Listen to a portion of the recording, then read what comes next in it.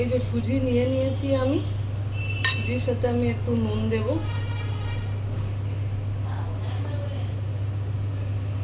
দই দেব, আর এই সব সবজিগুলো দিয়ে দেব। গাজর আছে, ক্যাপসিকাম, পেঁয়াজ, এই সব সবজিগুলো আমি দিয়ে দেব। দইটা দিয়ে দিচ্ছি আমি।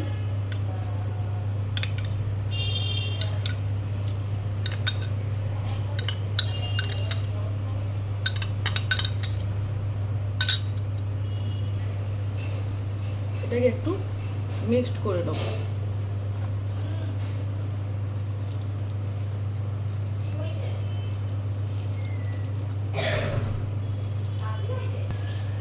পুরো জিনিসটাকে সব কিছু দিয়ে একটু জল লাগলো, জল দিয়ে মিক্সড করে নিয়ে এবারে মোটামুটি 15 মিনিটের জন্য এটা ঢাকা দিয়ে রেখে দেবো। আমি এটার মধ্যে একটু তেল ব্রাশ করে নেব।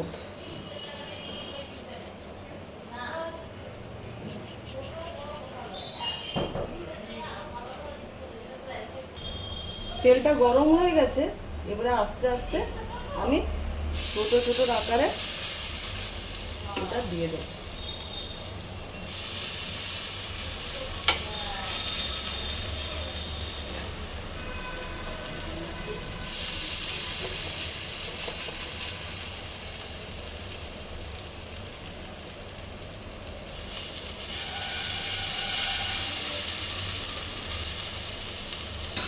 কিছুক্ষণের জন্য এটা ঢাকা দিয়ে দেবো।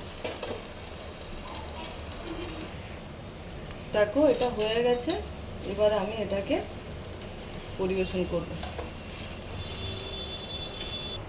দেখো এটা কি সুন্দর দেখতে লাগছে, এটা খেতেও খুব সুন্দর হয়। আমি ধনেপাতার চাটনি আর তেঁতুলের চাটনি দিয়ে পরিবেশন করেছি।